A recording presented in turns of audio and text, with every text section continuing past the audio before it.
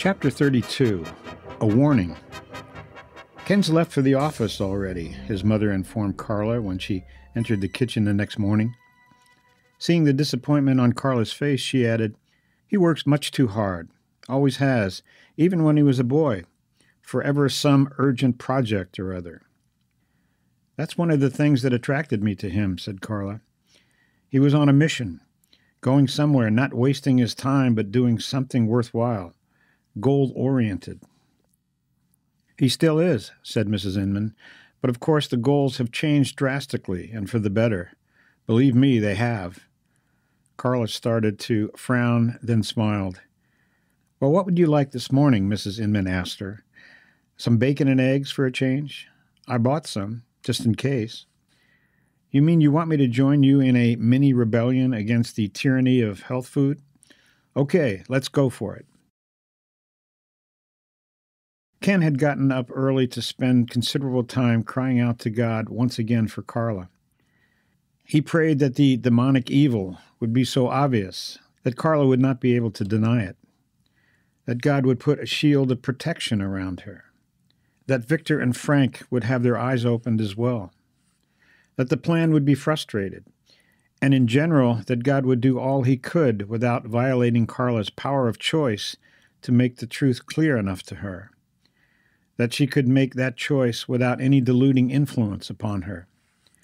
It concerned Ken deeply that in spite of all the frank discussions they had been able to have, instead of escaping the archons, it seemed she was being drawn in deeper and was preparing to play a key role in persuading the world to embrace their seductive plan.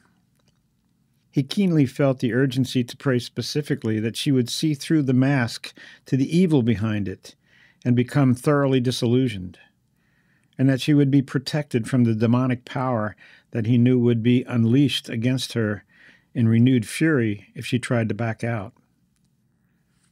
In the quiet of early morning, Ken had concluded that there was little point in trying to reason with Carla any further. He had said more than enough.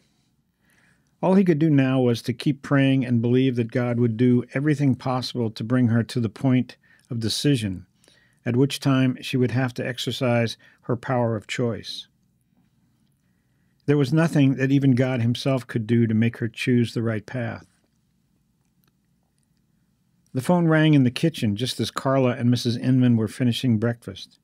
"It's Ken, for you," said his mother as she handed the phone to Carla. "Good morning," said Ken. "I just wanted to make sure that you got the key and remote garage door opener I left on the counter in the kitchen. Your mother pointed them out to me. Thanks a lot. Is everything okay?" "Yeah, just fine. Anything I can do?" "Well, I was thinking of asking you to meet me at the hotel. I really need to get the rest of my things, and there's no way I'm going back in that room without you." "I understand. Did you want to do it this morning or tonight?" "Well, if you can fit it in, do you mind, say, in half an hour?" "No problem. See you in the lobby." "It looks so mundane in here, so everyday, commonplace business as usual," said Carla as they left the elevator and walked down the hall toward her room. "I feel kind of silly asking you to help me get some clothes." In spite of the brave words, Carla's voice betrayed her anxiety. "I know exactly what you mean," responded Ken. Carla opened the door. She took a step inside, turned on the light, and screamed, "Ken, look! I don't believe this." "Why?" He rushed in past her, then stood transfixed by the destruction that met his eye. The mattress and bedclothes had been ripped off the king-size bed and thrown into a corner, smashing a lamp. 3 pictures now lay shattered on the floor along with 2 other lamps. The drawers had been dumped out and the drapes ripped from the windows. Carla surveyed the scene in anguish. "The Archons weren't this vicious," she said. "This is incredible." "You don't think the Archons did it?" asked Ken in surprise. "Okay, Ken, you see a demon behind everything, but what I see in here is the work of the CIA, FSB, or even the FBI. They were looking for something. That's obvious." "What do you have that they would want?" "Nothing that I know of. but they obviously thought I had something. Carla, be reasonable. CIA or FSB, and certainly the FBI, would have no reason for doing this, but the Archons would. Why? Asked Carla. I wasn't even here. Maybe they just wanted to let you know how vulnerable you are, that they can pull your strings and make you do what they want you to, like a puppet. Carla just stood and stared at him in shock. Come on, he said. Let's pack your things and get out of here. Together, they gathered her clothes and put them in her suitcase. On the way down to the lobby in the elevator, Ken told her, I was thinking, Carla, that this may work out for the best anyway. It gives you a reason to check out, presumably for another hotel. Here's what I think you ought to say. Back at the front desk, Carla turned in her key. I'm going to have to check out, she began in a low voice. She was visibly shaken, and it was obvious that she had just been through a traumatic experience. Someone got into my room, thank God I wasn't there, and tore it completely to pieces. I'm terribly sorry. I don't see how anyone could get in, said the young man waiting on her. She leaned forward in a gesture of confidentiality. You remember when the FBI was here a few days ago? Yes. Well, you wouldn't have known, but they were protecting me. She nodded in Ken's direction, and the clerk raised his eyebrows knowingly. We thought the threat had ended, but apparently whoever is after me got into my room. Obviously, I'm not saying where I'm going. I'll come back tomorrow and pick up any messages. Do you have any now? We certainly do. I almost forgot. You've got a stack of phone calls. In the parking lot, Ken put the suitcase in Carla's car and held the door open as she climbed in. Quickly, she rifled through the phone messages. ABC, CBS, NBC, the New York Times. Everybody wants me to be on their talk show or do an article for their newspaper or magazine. I've never been in so much demand. She looked up at him. There were traces of tears in her eyes, but her voice carried the old determination once again. Don't think you haven't made some points, because you have. I've thought seriously about chucking this whole thing, but I don't see how I can. Carla, look, I'm not a puppet on a string, but I've made a commitment to Frank. You don't owe Frank a thing. He's on a power trip, and he's using you. Maybe, but I can't abandon Victor.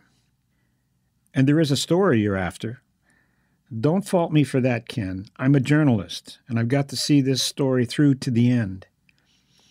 I'll be praying for you. There was nothing else to say. Please do, Ken. Carla bit her lip and looked away. She started the engine and leaned out the window, forcing a smile. I've got an assignment from your friend Jordan, you know. I can't let him down either. When it's all over, maybe I'll write a book. I was a spy for the FBI. Carla had just turned onto the access road leading to the installation when she saw ahead of her the flashing red light of a police car approaching rapidly. It passed at great speed on its way to the main highway. She drove on slowly, warily. What is it now?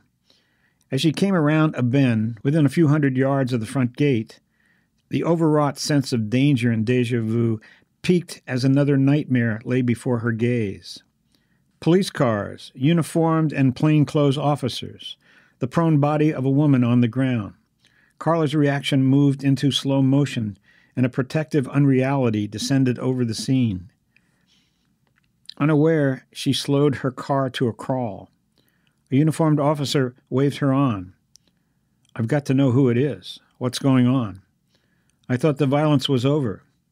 In numbed defiance of the order, she pulled over to the side of the road and got out.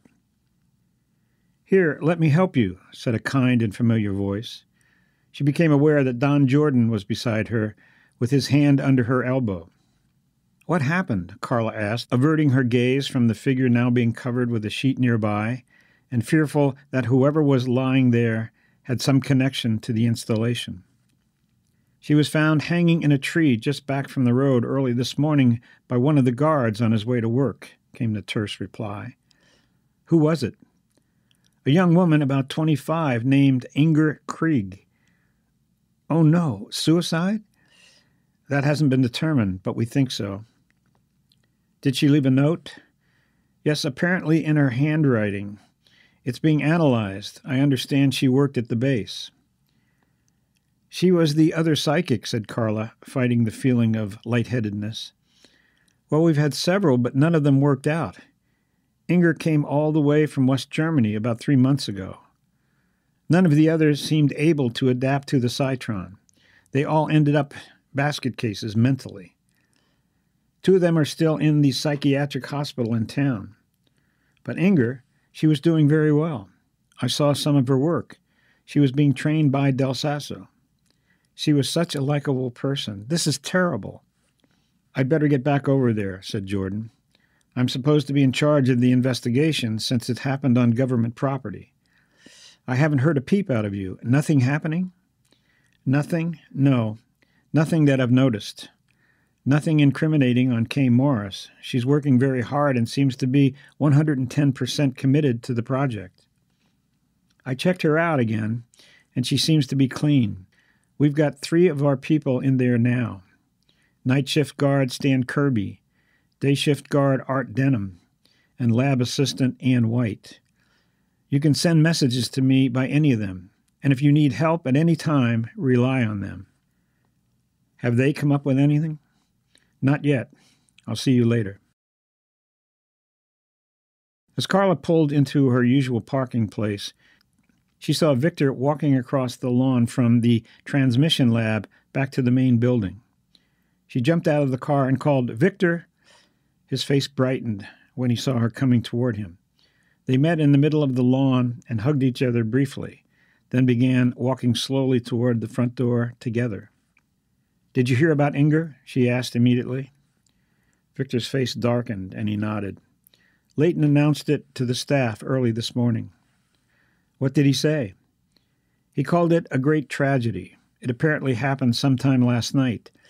He suggested that it was despondency due to homesickness. I don't believe it. Nor do I, agreed Carla. This is number, what, 6?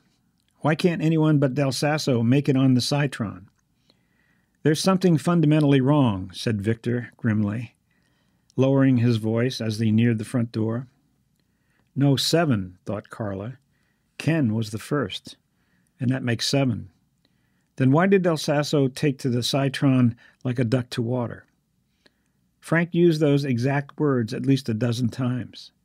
Why is that priest so special? Could Ken be right? She glanced over at Victor. He appeared to be dealing with his own inner conflicts. The plan is supposed to bring peace, love, and brotherhood to the world, he murmured more to himself than to her. Ironic, isn't it? Later that morning at the 11 o'clock staff meeting, Carla sensed that Leighton was tired and discouraged as he addressed the inner circle. He paced nervously back and forth in front of his desk as he talked about the loss of Inger. This is a terrible blow to the program. We need millions of Antonios, and so far we've lost everyone we've tried to develop. I just don't understand it. He turned to Victor. You've been analyzing the program. I know you work closely with Inger. Do you have any ideas? There's something fundamentally wrong, said Victor with conviction, echoing the very words he had spoken to Carla earlier. We've had problems with the mental stability of the psychics in the past, so we've modified the approach, slowed it down. We were rushing them along too fast. Inger was the first under the new approach, and she was doing well. She was almost another Antonio. In fact, I called her that just yesterday, and now this. Why don't the Archons explain? They have, Del Sasso cut in. We've been premature. It's our fault for rushing the program. You recall that we were not specifically instructed by the Archons to start the training program yet. Even so, I don't think we should be discouraged, Frank. For one thing, it was the karma of each one of these people. They will come back the better for it, so we don't mourn for them, dead or alive. and we've all learned something in the process that will be invaluable when the plan is being implemented worldwide. Antonio's right, agreed Kay. If you went back over the transcripts of all the transmissions, as I did recently, you wouldn't find any instructions to train other psychics yet. In our zeal, I think we've rushed ahead. A costly lesson, but one we can benefit from. One thing none of us can afford to forget, I guess, added Frank. We're pioneers in a new field, explorers of inner space, and there are dangers. Think of the lives lost in the past for each new advance mankind has made. There's always a price to pay. It could yet cost some of us in this room our lives. But when you think of the benefits to the human race, well, I think we have a tremendous privilege. There's something else, cut in Del Sasso. I shouldn't be the one to say it because it may sound a bit egotistical and self-serving, but it's been a great mistake to attempt to train others on the Cytron at this stage. If we had a number of psychics with powers equal to mine, there would be no clear leadership, maybe even rivalry. That wouldn't be good at this point, right? I think you're right, said Frank a bit reluctantly. I'd wanted to have at least one other Cytron-trained psychic to show off at the Congress, but I let my own ambitions instead of the Archon's wisdom rule. Now I can see why the Archons have held back the development of the psychics who will be necessary to implement the plan until it's been adopted by the world. All of this wisdom now isn't helping Inger and the rest, said Victor solemnly. I've got to take my share of the blame. Well, let's not blame one another, said Frank. That isn't going to help. We need to go forward again. Antonio and I leave for Washington in the morning, and I expect to have some exciting news when we return. Leighton stood up, signaling the end of the meeting. You know what to do, he said, turning to Kay. There's a lot of work in the labs that needs to be finalized while Antonio is gone. Victor will help you, but remember that preparing for his speech takes top priority. Right, Victor? Leighton slapped him on the back. You're the keynoter, you know. Victor looked solemn. That's a big responsibility, but I'm looking forward to it. And Carla, added Leighton, as soon as you finish the rough draft of the next article, you should go on to the third one. I'll go over them both when I get back. Knock, knock. May I come in? Carla looked up from her work to see that Del Sasso had opened her office door a crack and was peering in. She leaned back and stretched with a weary sigh. Please do. All packed and ready to go? He pushed the door open and stepped just inside. Oh, I don't take much with me. I just throw a few things together at the last minute. That's the way I've always done. Really? You've traveled a lot? All over the world? I didn't know that. You haven't told me much about yourself, Antonio. When is there ever time around here to visit with beautiful women? The glint in his eye startled her. What do you want? The bare facts? I was born in Rome, grew up there, became a Jesuit, and have lectured all over the world as a special envoy for the Black Pope. The Black Pope? That's what they call the head of the Society of Jesus. Because the successor to Ignatius Loyola, that's our founder, wears a black robe like mine, while the Pope wears a white one. How interesting. I never knew that. Antonio looked at her closely, as he had been doing ever since that night. He noticed her discomfort. Have no fear, he said in a soothing voice. I am not here to reprove you for your doubts. Every person must deal with them in his own way, and I have confidence that you will come through your present period of conflict with firm conviction. Well, thank you. What he said next caught her completely off guard. You know, Carla, Dr. Inman is right in a way about what he calls demons. Really? Apparently, he could read her mind after all. That thought was devastating. Psychic development has its pitfalls, continued Del Sasso, and the psychic world is a dangerous one, as poor Inger just found out. It was such a tragedy, replied Carla, wondering what he was leading up to. She was so young and full of life. I tried to warn her, but she wouldn't listen. There's a dark side, you know. No reply was expected. Is he warning me? Never rely on someone else to save you, said Del Sasso. That's the major misunderstanding most Christians have about Christ. You must look to the divine within yourself, not within another. Realize your own oneness with the cosmos. And then these misguided creatures Dr. Inman calls demons have no power over you. Carla found herself nodding assent, propelled by the very force of his personality, yet unable to make an audible reply. Was he telling her that her doubts about the archons had brought on the recent frightening experiences? Was he warning her not to doubt in the future? There's a place for honest doubts, up to a point, said Del Sasso abruptly, apparently reading her mind again. In the early stages of the plan, discussion of the issues will be encouraged in order to clarify the thinking of those who sincerely seek the truth. He came closer and stood there towering over her. Regretfully, it will eventually be necessary to eliminate all opposition. The stakes are too high to do otherwise. I don't need to tell you that Christians are, unfortunately, the chief opposition to the plan. They'll have to be persuaded, or else. If I understand what you're saying, Antonio, said Carla, then I think you may be overlooking something. There are millions of Christians, people like Ken Inman, who would rather die than deny their Lord.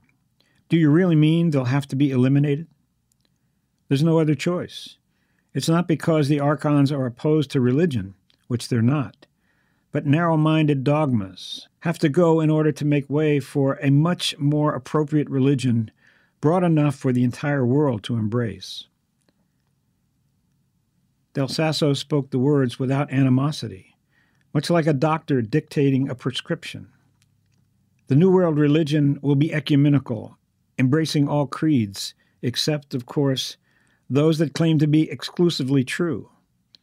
There are millions of Christians who pose no problem, who understand that Christ, regardless of what the Bible says, never claimed to be the only way, but representative of all ways. They will fit into the new order without any problems. As for the narrow-minded fundamentalists, however, whether Christians or Muslims or Jews or whatever religion, if they don't voluntarily give up their obstructive negative dogmas, then of course other measures will have to be taken. At stake is worldwide peace. Narrow sectarian beliefs can't be allowed to stand in the way. He started to leave, but turned to pause a moment in the doorway. I wanted to warn you before I leave for the East. Never trust any beings, no matter how highly evolved they may seem to be. Some of the most enlightened have chosen to use the dark side of the Force. They can be very destructive, and if you allow them to frighten you, then you're in their power. So he did know. Carla fought to control a rising panic. She heard herself saying, "Thank you, Antonio. I appreciate this very much. It explains some things I've been wondering about. I'm aware of your questions and doubts. It would be a tragedy not to resolve them in the right direction." His eyes seemed to pierce into her very soul as he held her with his intense gaze. Then he turned and left, closing the door noiselessly behind him.